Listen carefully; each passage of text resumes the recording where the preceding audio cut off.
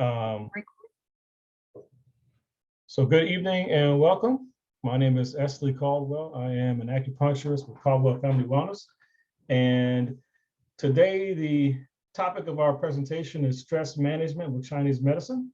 So I'm going to pull the PowerPoint up and get the slideshow going. And this presentation is being recorded.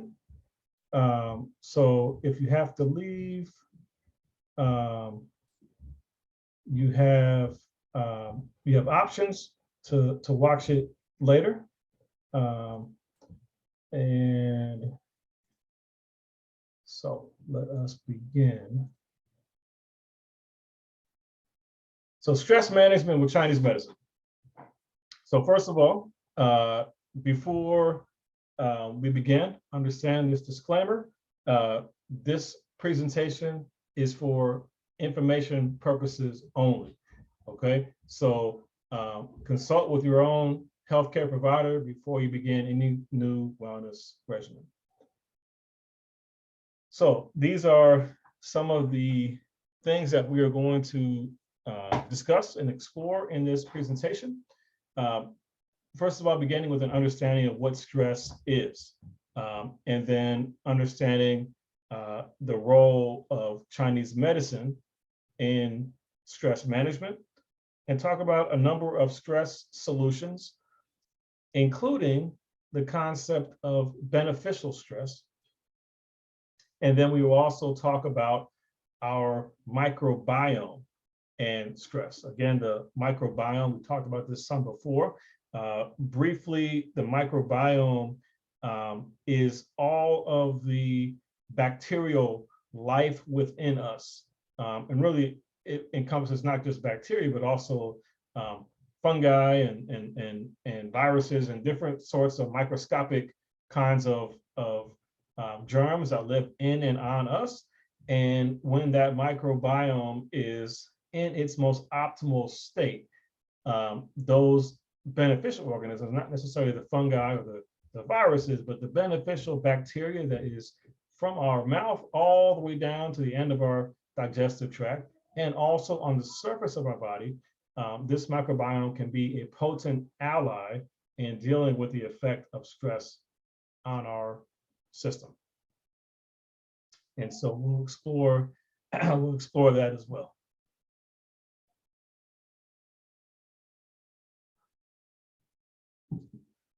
So beginning with the discussion of what is stress. So stress is a physiological response that disrupts homeostasis. Homeostasis is the tendency of the body to remain in balance. Stress is typically a mental and or emotional strain or pressure. Emotionally, it can manifest as fear, anxiety, or worry, or also frustration. And stress can produce feelings of being overwhelmed and feeling unable to cope with the stress and the response that the stress causes in our bodies. Another understanding of stress is the fight or flight concept. And this harkens back to the caveman days when we're trying to run from a saber-toothed tiger or a dinosaur or something, and you have the person on the left here who wants to fight, attack, stand your ground, defend, dig in, persevere, versus the person on the right who is saying, hey, I'm running away, I'm going to remove myself from this dangerous situation. And there are a number of changes that happen in the body in response to this fight or flight situation. So fight or flight is a response to danger or predators. And there are a number of things that happen. Cortisol, which is one of the main stress hormones, and other hormones flood the body to assist with the process of evasion or conflict. So evasion, again, is the flight, conflict is the fight. And these hormones create changes in the body.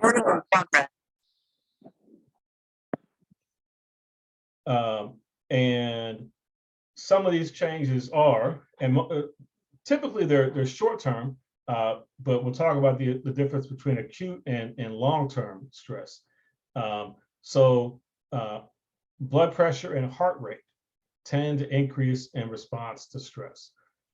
Our breathing rhythm increases, and it also becomes more shallow.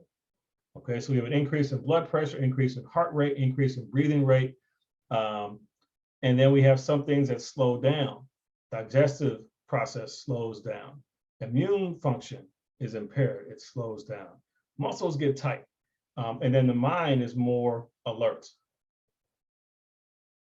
So we can see how if you're running from a saber-toothed tiger or a lion or a bear, that some of these changes are going to help. We don't necessarily need, when our whole being is being threatened by a predator, we don't need our immune system. We don't need digestion. We're trying to get away. Breathing faster, heart beating faster, blood pumping faster. These are things that can be beneficial in an evasion or a fight situation. Increased muscle tension and alertness. These are also beneficial. So in order to get away from a situation or to fight, these changes can be helpful.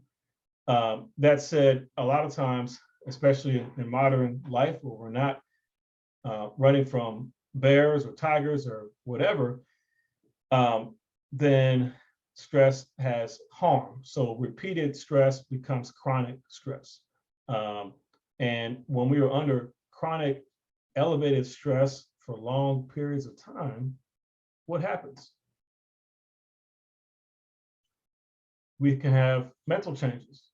We can have difficulty focusing. We can have difficulty sleeping. The short-term effect that we mentioned for the immune system, being immune function being weaker, or basically energy and resources being pulled from the immune system for short-term stress, well, that makes sense. In the long term, we don't want our immune defenses weakened, but that is a consequence of stress. We get more frequent colds and flus as a result. So there's a big link between stress and overall resistance to germs. COVID, the flu, regular, your average cold, stress is something that is going to weaken us and make us more susceptible to catching illness. Our relationships can be strained from stress. Depression and anxiety can also result from chronic elevated stress. And then hypertension and heart disease. We know the link between heart attacks or stroke and stress. Many people get migraines or tension headaches from stress. Digestive problems. If the stress is constantly pulling resources away from digestion can get affected by that.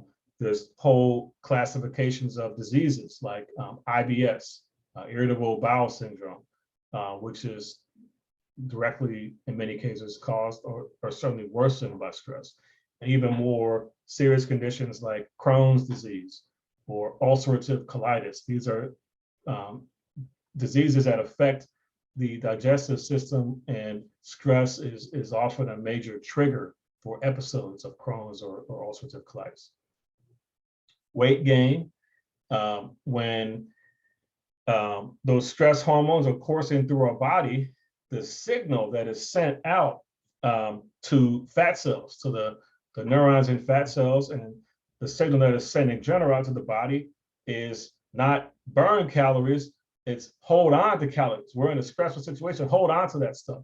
And so chronic elevated stress can lead to weight gain. Those same stress hormones like cortisol that we mentioned earlier can actually is linked with gaining weight. Hormonal changes can happen in the body, and also chronic elevated stress can make us more at risk for autoimmune disorders. So epigenetics. is a field of scientific inquiry that's got a lot of interest in the last 10, 20 years, and especially recently. And understanding how genes can change. Basically, sort of in a nutshell, my kind of understanding of epigenetics is that epigenetics is looking at how we change our DNA through our choices, our lifestyle, how it changes DNA. So stress can worsen inflammation. Inflammation can affect DNA, and stress itself can change our DNA, and in general, our lifestyle choices, the foods we eat, our emotions even, can turn on or off genes. And so stress can turn on genes that are associated with disease. So this is to say that stress can change the very fundamental fabric of who we are. Our DNA can be changed by stress. Stress is likely linked with cancer. And for folks who've had cancer before, one of the mechanisms for trying to understand how a cancer can be dormant and then poof, it's back active again, is that stress may play a role in reactivating those dormant, sleeping cancer cells and wake them back up and get them causing cancer to spread again in the body. So stress affects a lot of different things in our health. So stress resilience is a concept I think is very, very important. It's the ability to experience stress without developing chronic elevated stress. Chronic stress is cumulative. So stress will build upon itself and get more and more. And stress resilience is the ability to not allow stress to compound and accumulate. It will help to soften it so it doesn't develop into chronic elevated stress. In short, stress resilience is adaptability to adversity. So stress is adversity. Something we didn't want to have happen in our life happens, it causes stress. We have a relationship strain that can cause stress or can make stress worse. That's adversity. Something happening at our job or a hobby or with a family member or somebody cutting us off on the road, that's adversity. Being able to adapt to that adversity, that is stress resilience. And fortunately, stress resilience is it's a series of skills. It can be learned, it can be cultivated and developed over time. Okay, so for example, meditation is a great way of cultivating stress resilience. A lot of people tell me, oh, I tried meditating and it's so hard. Oh, I wasn't good at it, so I stopped doing it. And so stress resilience, like meditation, takes practice, it takes dedication, it takes perseverance. You can't give up. You got to keep trying. And every day, if you keep trying, and you put sincere effort in, you keep working at it, it will get easier. If you be positive and keep working at it, and you can develop stress resilience so that your body, your whole system responds differently to stress. So how do we cultivate this resilience? And how quickly can we return to equilibrium, homeostasis, and balance after a stressful event? Okay, this is all what that resilience is. How quickly do we bounce back? Okay, you can get worked up. Stress happens. That's adversity. But how quickly do you return back to a balanced state? So this is one of the places where Chinese medicine comes into the picture. So Chinese medicine and stress. So Chinese medicine, whether it's acupuncture, or herbs, or other aspects, actively promotes stress resilience. And there are, here this list of the first bullet point, These are the 5 branches of Chinese medicine: therapeutic exercise like Tai Chi or Qigong, therapeutic massage, acupuncture, herbal medicine, and food therapy. These are the 5 limbs, the 5 branches of Chinese medicine, and all of them actively promote stress resilience. So Chinese medicine works to regulate blockages in the flow of the electromagnetic energy in our body that we call qi. And just like water that's flowing through a river, we want the energy flowing through our body to flow smoothly, to be unencumbered, unimpaired. And when that energy is not flowing smoothly, that's when we're responding and creating chronic elevated stress, or we're having different health issues or health challenges. And so Chinese medicine is all about having that flow be as smooth as possible. Smooth energetic flow equals equilibrium. Smooth energetic flow equals homeostasis, equals balance. And that's kind of the goal that we're striving for.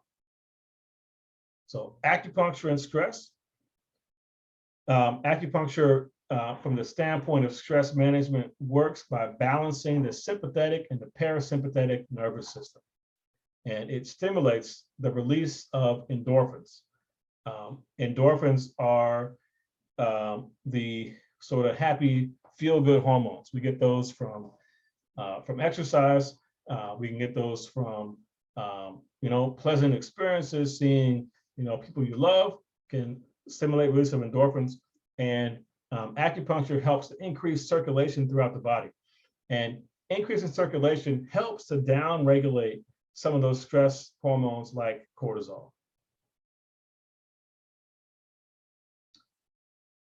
Acupuncture also fosters muscle relaxation and a lower resting heart rate. It decreases the stress response and promotes a sense of tranquility and well-being.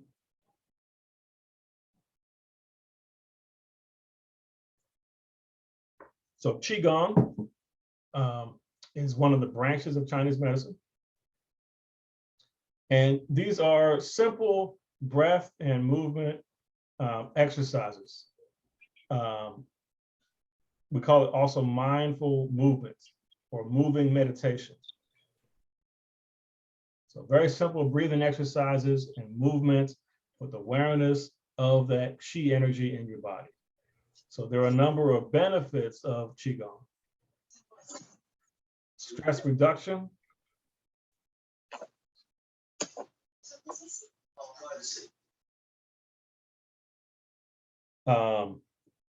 Calming anxiety and depression.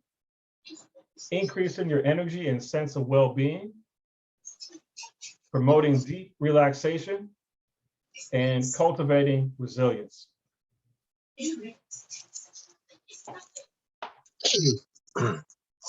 Folks, you mind turning your microphones off, please, so we don't hear the background noise? Okay, so Qigong is all about stress management, all about stress reduction, boosting your energy, boosting your sense of well-being, promoting deep relaxation, and cultivating resilience.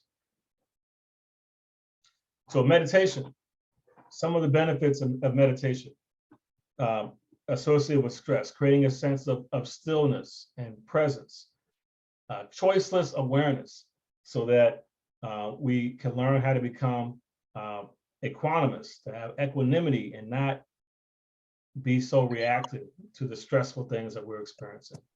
And so mindfulness is one of the most common types of meditation. It's been a morning listening to her voicemails. I just wish you could talk to her one last time. Before she died.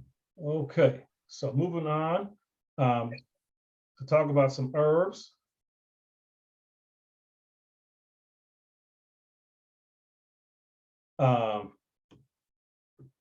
So there are a number of herbs out there that help to improve our resilience and our adaptability to stress.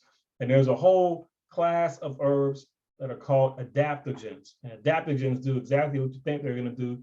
They help to adapt to stress. They help to mitigate stress.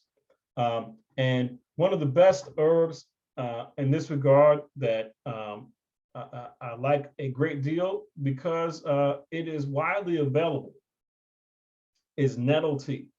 Nettle is also called stinging nettle, and it is it grows here. It grows here in Ohio. It grows in most parts of the world, and you can order it online.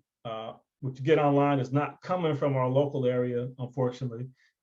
There's a company called Mountain Rose Herbs, and they have North American nettle, but it's harvested out in like the Pacific Northwest, like out in the Oregon and Washington State area. Another company that's got good nettle is called Star West Botanicals. You get a big pound, a couple pounds maybe for like 20 bucks off of Amazon. Star West is good nettle, but theirs comes from overseas in Europe and Bulgaria. So it's coming from a long ways away. That said, it does grow here in this area. So it is possible to find it, but nettle has a number of benefits. And if you want to know more about that, if you search for benefits of nettle tea on YouTube, I have a video up that talks about nettle in greater depth. But for purposes of this talk today, nettle is a great tea for relaxation. A lot of folks take it for other reasons. It can help, for example, with blood pressure, but for relaxation and reducing stress, nettle is very, very effective. Another herb that grows relatively close to here is American ginseng. A lot of folks think about ginseng as being something that comes from China, and there's another version of ginseng that is grown in China, but there's also a type of ginseng that is unique in the world and only grows in, as far as I know, in the United States. So up in Wisconsin, there are a number of ginseng farms, and so it's another good one to explore. And you can get it as a powder, you can get it as a tea, you can get it as the raw root and cook it up as a sort of decoction. But American ginseng is helpful for both boosting your energy level and also for calming stress. So these are a couple of adaptogens that I like to highlight. There are many other herbs out there that have a similar effect. These are two that are very, very well known and very, very potent for reducing stress. So laughter and smiling as therapy. So laughing lowers our levels of stress hormones. Okay, we all know this. We've all experienced this. It helps to relax the body, and it improves our mood. And we mentioned endorphins, but the other two big hormones that are involved with mood are dopamine and serotonin. And laughing and smiling help to keep their levels regulated. And this is a good question. Can you laugh with your stress? Can you make friends with your stress? These are serious questions for how we deal with stress. If we are in a constant battle with stress, it is unlikely to be resolved as easily as if we can make friends with it, try to make peace with it. Now, there is a type of stress that is actually beneficial to the body, and this is called hormetic stress. And basically the theory behind hormetic stress or beneficial stress is that short, intermittent bouts of stress can promote cellular and physical and emotional stress resilience and adaptability. So short, intermittent bout of stress is the key phrase there. Not chronic, elevated, not long-term stress. Short bouts can help. And hormetic stress can strengthen the ability of the body to recover and heal and rejuvenate from chronic stress. And basically it's training the adaptive stress response in the brain. So there's a sort of adage that stress isn't always what happens to you, it's how you respond to it. And that's something that, your grandmother or, some wise person in your life might say. And it is also something that science is backing up, that how we react to stress is fundamental to how we experience it. And so hormetic stress is actually training adaptation, training adaptability. So some examples of hormetic stress. The first one, I didn't spell it out there, but I'll explain that, is high interval intense training. And so that is a type of workout where you're elevating your heart rate, like for example, a sprint. You can sprint on a bike, you can sprint walking, but you're getting your heart rate up for a little bit, and then you slow down and rest, and you recover. And then you do it again, and then you rest and recover. And that sort of training where you're pushing yourself a little bit harder and then relaxing, and then pushing a little bit harder and relaxing, is a form of hormetic stress that can be beneficial for the body. Intermittent fasting is something else that is sort of in the category of hormetic stress. Intermittent fasting is, as far as I'm concerned, the single biggest choice you can make for your health. If you're going to pick one thing in terms of your diet and how you eat, intermittent fasting, where you essentially shorten the feeding window, so that instead of eating from shortly after waking up until shortly before bed, you shorten that feeding window down to a maximum of 8 hours. So you get an 8-hour feeding window. So for example, for me personally, on days that I'm doing intermittent fasting, I won't eat until after 12, 1, 2 o'clock, something like that is when I will eat. And then I have dinner, finish eating by 8 o'clock, and then fast 16 hours until 12 the next day. And so that is a good feeding window. Intermittent fasting, in addition to being hormetic stress, helping your body deal with stress more effectively, intermittent fasting can also help lower blood pressure, blood sugar, potentially lowering cholesterol.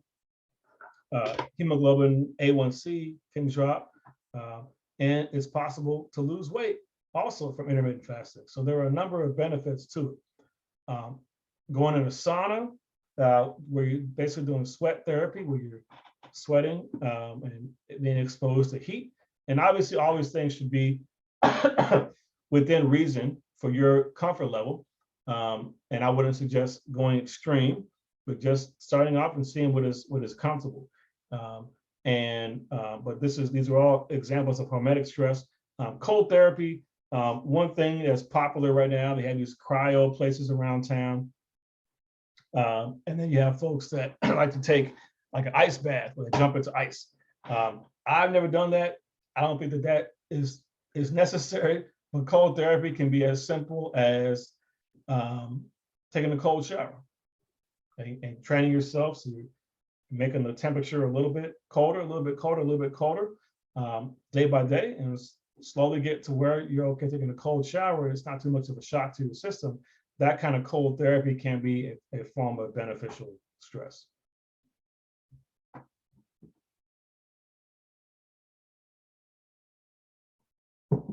So time in nature is also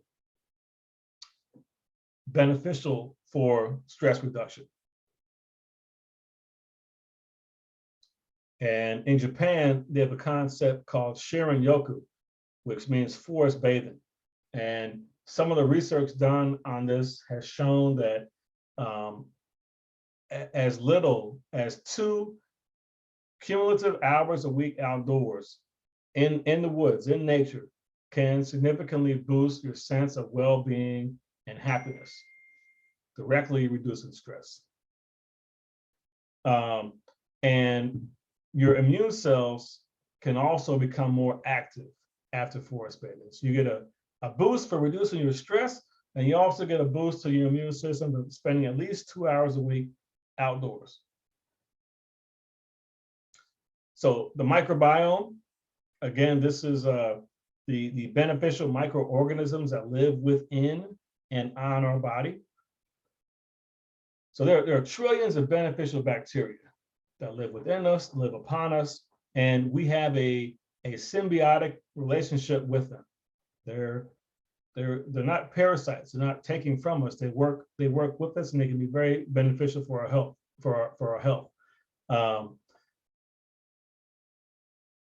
Stress can actually change the microbiome, and the changes, excuse me, the changes from stress can make us more susceptible to developing a mood disorder in response to stress. So this is a link between mental health and stress and the microbiome. So stress can change the microbiome, can alter it to make it our chances of getting some stress-related mood disorder higher. And so this is another reason to deal with and address stress in whatever ways we can. And there's this term called the microbiome gut-brain axis. And what this basically is that there is a bidirectional back and forth communication between our gut and the gut bacteria and our central nervous system.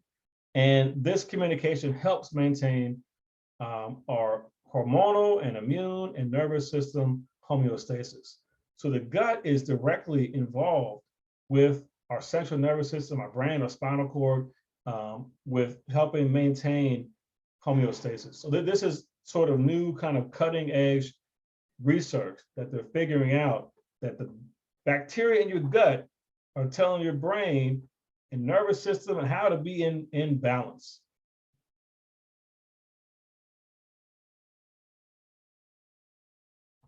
So as we said earlier, the microbiome can change in response to stress. So the gut bacteria, stress can change their composition. And some of the newer research is saying that it's possible that if we can alleviate the changes to the microbiome from stress, then that can help increase and improve our stress resilience. And so our ability to adapt to stress is very much dependent on our gut bacteria. And the microbiome is also connected with inflammation.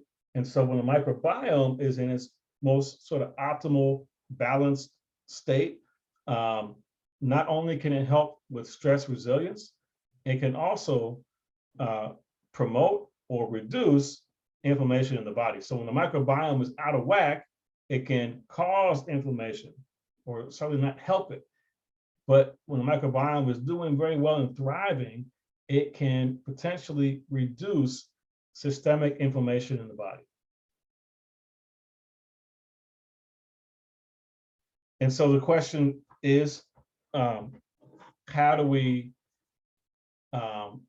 address our microbiome? Well, you can get dietary or supplemental probiotics. And these probiotics help to replenish and restore and balance out the microbiome. So a lot of folks like yogurt as probiotic. You know, I'm not a huge fan of yogurt, of dairy in particular. And so if you like yogurt, fine. What I would suggest is don't eat it every single day. You spread it out. Dairy is just one of those foods that can have some reactions for some people. So I think that there are other foods that, in my opinion, are better able to support the microbiome. So for example, sauerkraut, which is fermented cabbage or other vegetables, kimchi, which is similar to sauerkraut, but typically a little bit spicy. These are fermented vegetables, and kombucha is a fermented drink. That said, I'm having more concerns about kombucha because one of the reasons why it has become so popular is because it is very sweet. And typically it's a fermented tea. It's almost like a mushroom tea. It's like a mushroom that grows in it, it eats the sugar and makes it into this beneficial food. But the problem is that some types of kombucha are still too sweet, meaning that they haven't fermented long enough. And there's still a lot of sugar in there. So keep that in mind. I've seen it become very popular, and I think that that's because it has that high sugar content. So for food sources of probiotics to support your microbiome, I think you're best off with sauerkraut, kimchi, and other fermented foods of that sort. Now, probiotic cycling is something that is another interesting concept. So, and this is something that I have thought about for a long time, because I tend to recommend to my patients, if you're taking a supplement, because just going back for 1 second, I understand maybe some folks don't want to eat sauerkraut or kimchi. That I understand. And so if you want to take a supplement for it, what I typically recommend that people do is switch it up. So don't take the same one for month after month after month, because there are 500 different probiotic species found in our gut. And most supplements only contain a handful of those species. And the two in the middle here, lactobacillus and bifidobacterium, these are the most common sort of genus or sort of groupings. But there's 498 other species in the gut. So we focus on these two to the exclusion of other ones that can potentially also be beneficial. And so probiotic cycling can help promote microbiome diversity. This is another reason why I would suggest, even if you love yogurt, don't eat it every single day, because you want to cycle. And also switching brands can be helpful, because different brands of yogurt may have different types of probiotic. And so that can also contribute to microbiome diversity. And so this is just something I think is important, because even from a supplement standpoint, many, each company that makes a probiotic is likely to have a different sort of proprietary formula in their product. And they've tested it out, they found it great. Okay. But I would say, every 6 to 8 weeks, it could be helpful, every couple of months, switch to a different brand and get their formula. So you're building diversity, and that diversity is going to support you from the standpoint of stress, with the ability for the microbiome in our gut to support our stress resilience. But the microbiome is a whole lot more for the body. One of the big things we talked about a lot recently is immune health, and understanding that basically, at least the way I look at it, the gut bacteria are very territorial, and they don't like to share. They don't like to share real estate. They don't like to share turf, whatever, with any other species. And so when you're on internal within you, and also on your skin, when the microbiome of your body is at its healthiest, when you've got microbiome diversity, then they're not going to let other germs come and get into your nasal passages, for example, and cause a cold or flu or COVID.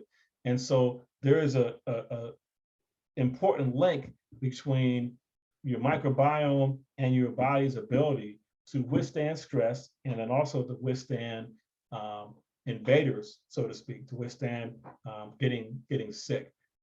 And so it's just really important to take this microbiome as seriously as possible.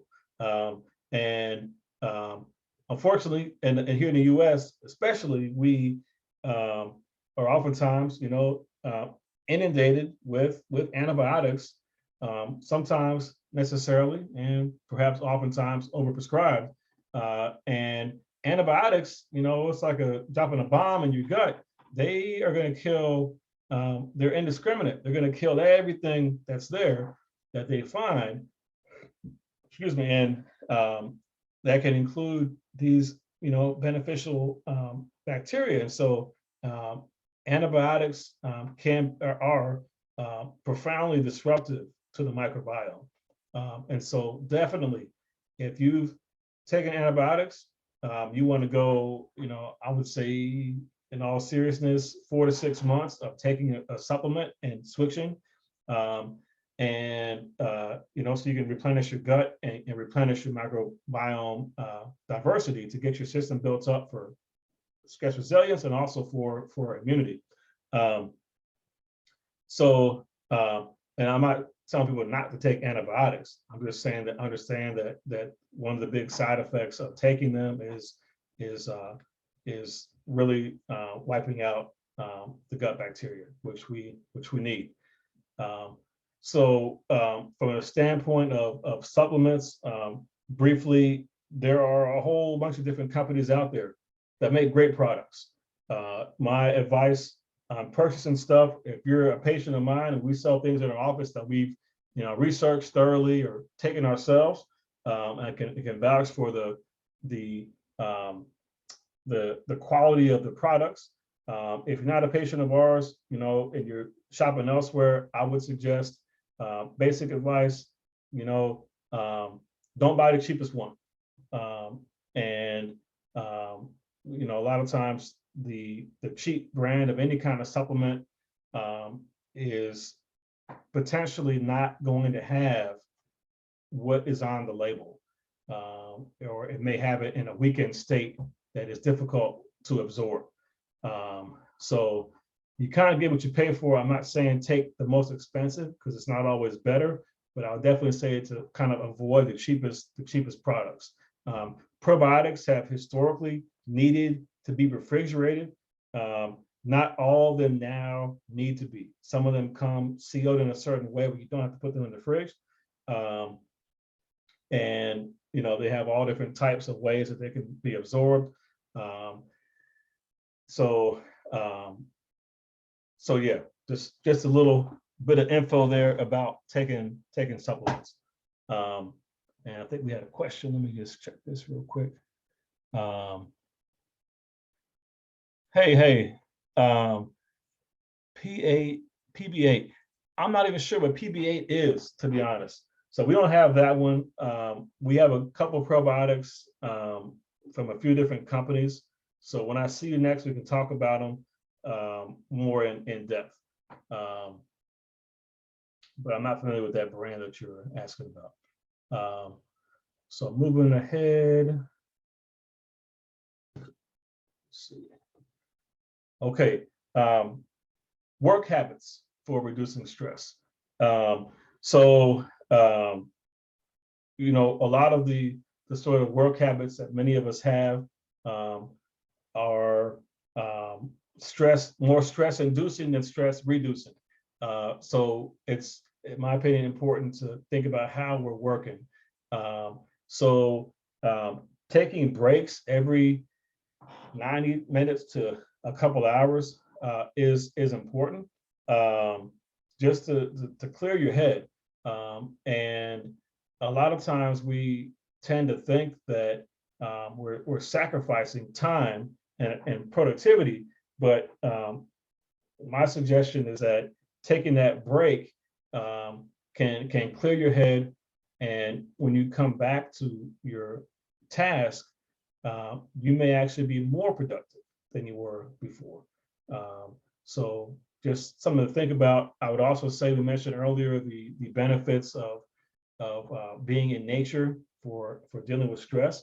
So if you're taking a break, I would say try to go outside.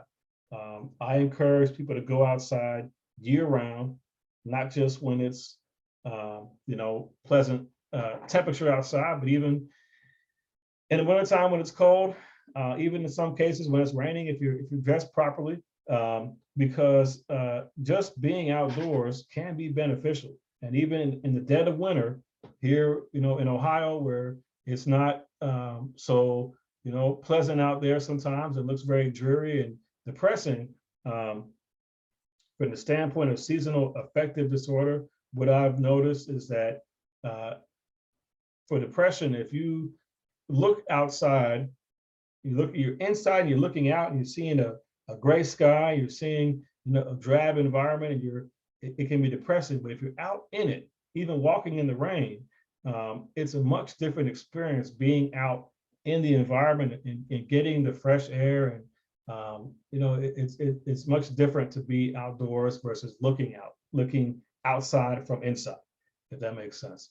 So just a couple of things to think about there in terms of work habits.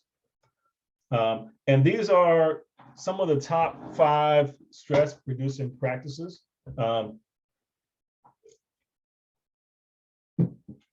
We mentioned meditation. In terms of a minimum time for that, I would say, if you can do a minimum of 10 minutes, that can be helpful. And obviously, the more you do, the better. But 10 minutes is a good starting point. Qigong is a branch of Chinese medicine, and it's therapeutic exercises of breath and movement. We mentioned this earlier. There are a number of Qigong classes online or on YouTube, so you can practice in that way. I don't really know anyone here in town that's teaching it right now. I used to teach it before the Rona, and I just haven't picked it back up since. So it's something that you have to kind of find on your own. If you have any questions about resources to learn, just send me an email or give the office a call, and I'm happy to talk to you more about it. And then exercise can be a stress-reducing practice. If it's high intensity within your comfort level, then it can also be a type of hormetic stress or beneficial stress.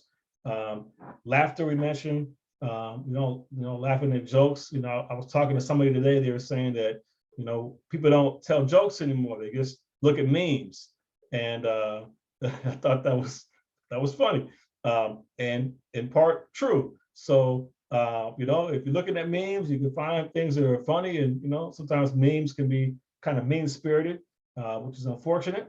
But laughter can be very helpful for dealing with stress. And then also forgiveness is really, really important. Relationships can suffer as a result of stress, and relationships can also be the source of stress. And in general, everything that can be done to forgive and to let go is going to be helpful. So forgiveness is a whole broad sort of subject that is, maybe we'll do a whole presentation on that someday, but it's something definitely to think about in your life, forgiving everybody for everything. So yeah, that is the conclusion of our presentation. Here is our contact information. If you came on late, it's all good. We have recorded the presentation, and so I will upload it probably later tonight or tomorrow. So if you check, I'll post it on Facebook here in the next day or so you can check that out. And let me know if you have any questions. You can unmute yourself if you want to ask it, or you can put it into the chat. Either way is fine.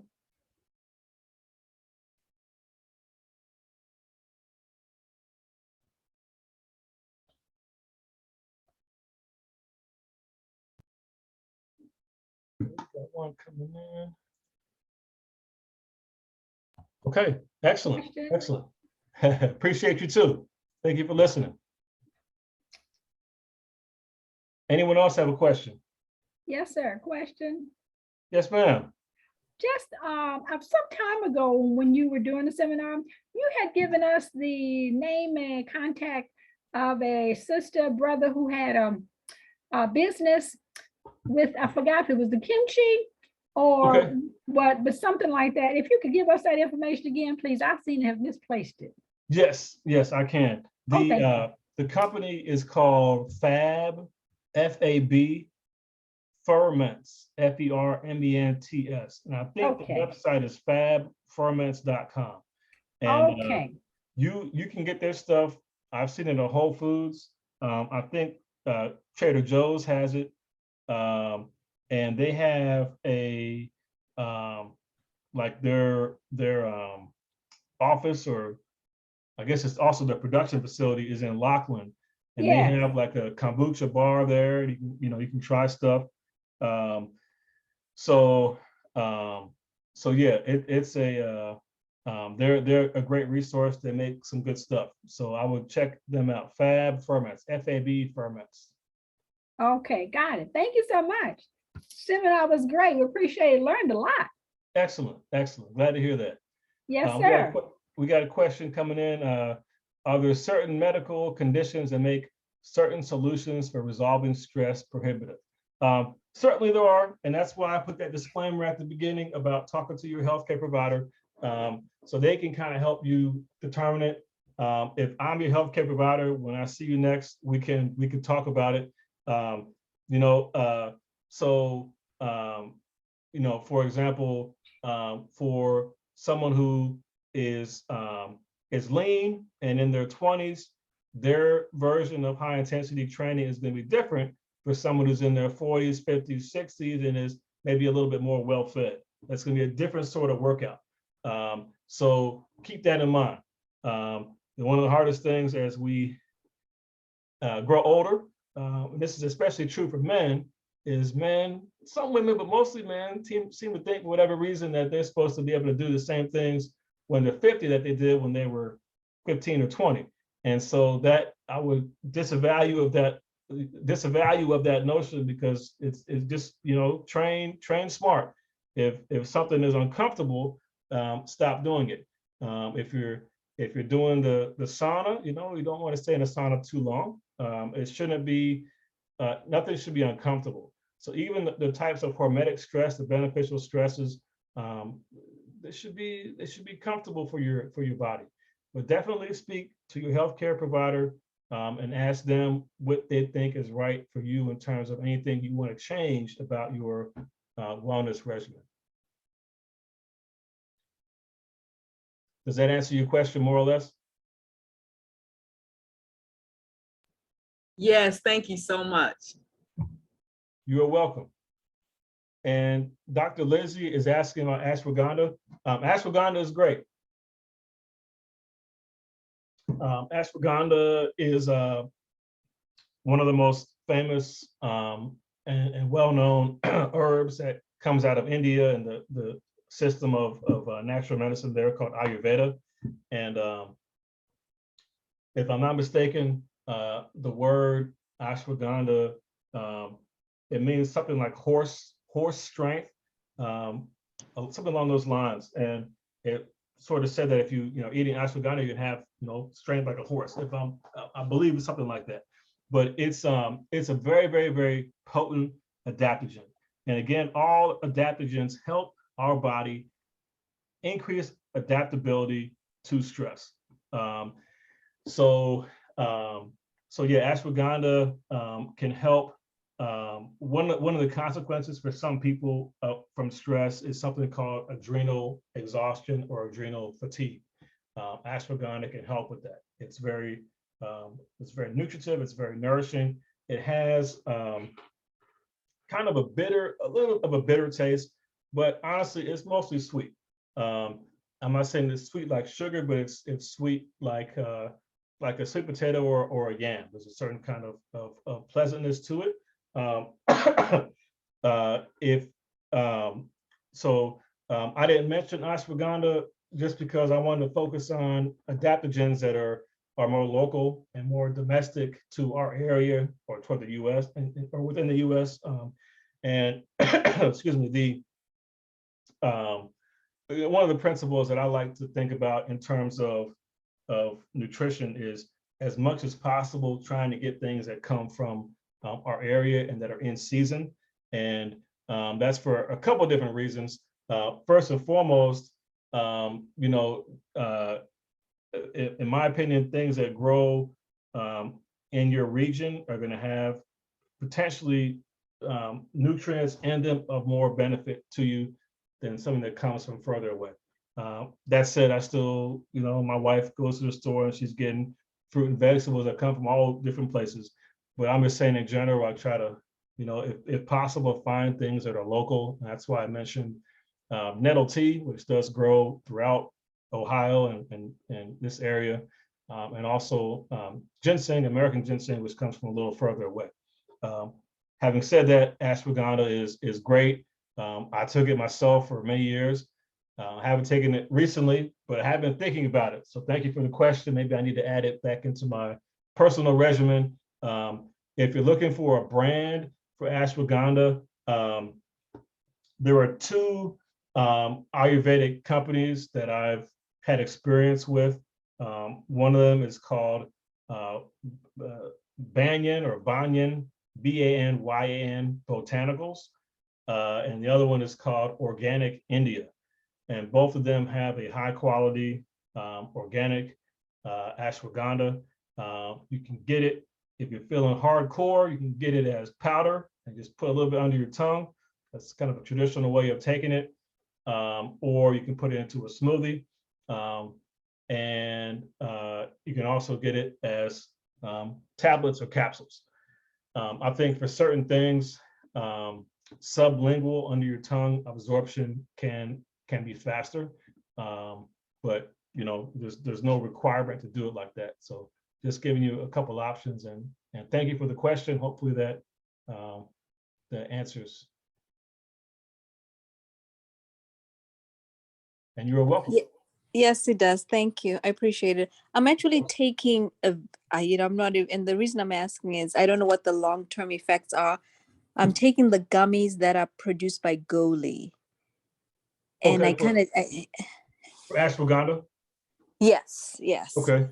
Yeah, I'm not familiar with those. So so see how you feel. Yeah, I think they really help because I am, I know I'm amongst friends here. I'm premenopausal, so I'm going through all those issues right now. Right. And you know, not sleeping well. And as soon as I took them, I started sleeping much better because I think they minimized, there must be some melatonin in it somehow because I'm sleeping much better. So the company is Goli Nutrition. And Goli. Okay. yeah, Excellent. Goli. Okay, fantastic. I'm glad you're feeling better with it. Yeah, gummies. That I've never heard of that for ashwagandha. So it, you know, that's excellent. Yeah, so most adaptogens are going to have, like, when you take it, like, you should feel some sort of change in your body. So that's excellent that you're sleeping better, and it can help with menopausal symptoms as well. But ashwagandha is helpful for improving stress response in men, also men and women of whatever age. So yeah, it's definitely something that's worth checking out and exploring. Yeah, and I have one more question. I'm sorry, I Sure. signed on late. You might have touched on this too. What are some natural recommendations you may have for inflammation, like, you know, joint aches and pains, knee pains, heat, you know, stuff like that?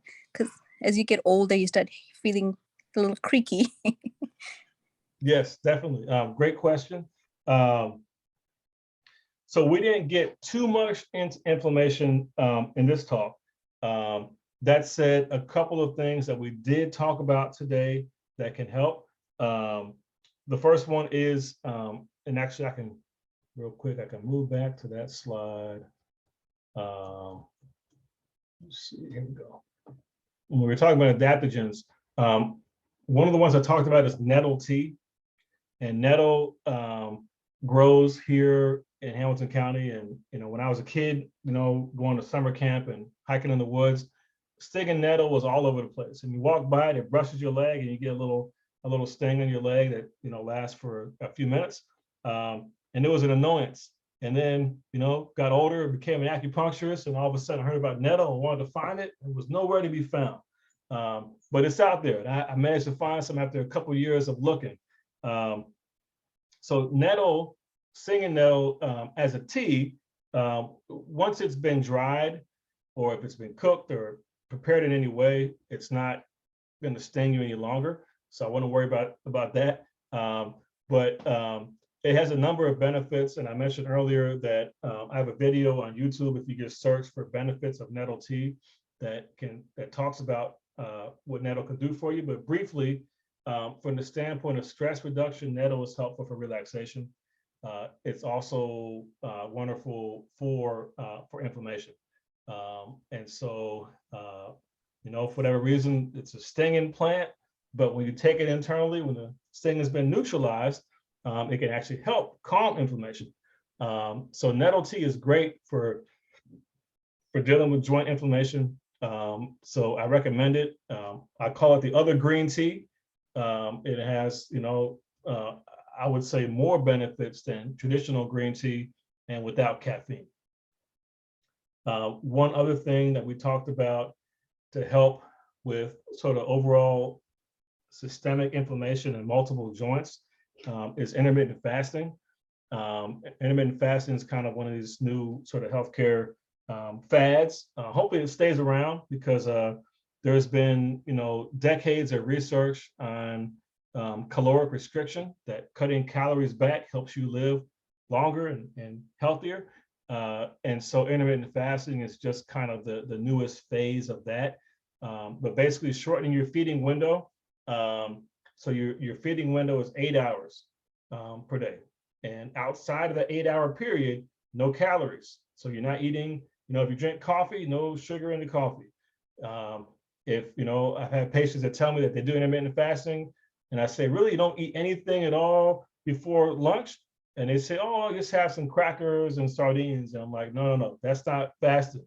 It's not just skipping the big meal, having a snack. It's no food at all, no calories going into your body, but your body goes into a process of autolysis, where it starts to break down disease and damaged cells, and helps to rejuvenate the body at a cellular level. And intermittent fasting also, in that regard, helps with inflammation. And so that's another sort of lifestyle change that can help with inflammation.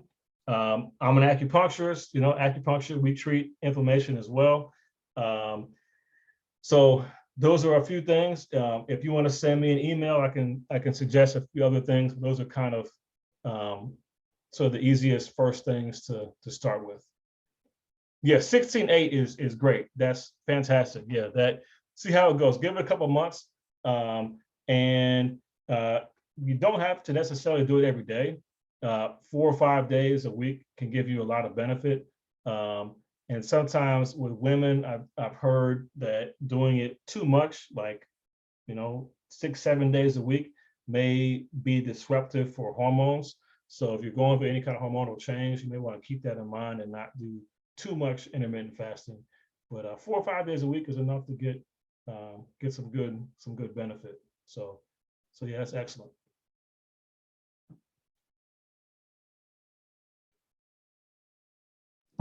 Thank you. Any other questions? You're welcome.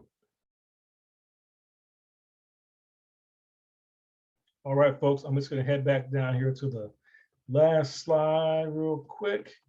So yeah, any questions that come up, if you just jot down the website, phone number, give us a call. We're happy to answer any questions you have. Thank you for watching today, and have an excellent evening, and many blessings to you in your health.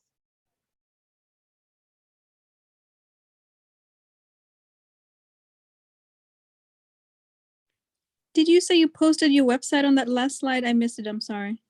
I did. The website is CaldwellAcupuncture.com. Okay, thank you. You're welcome. And I did post my email. I sent it to you privately. I see that. Yeah, I'd be interested to hear about your acupuncture services. Yeah, I will reach out. We can chat further. All right. Thank you. You're welcome. All righty, folks, have a wonderful evening, and we will talk to you soon. Take care.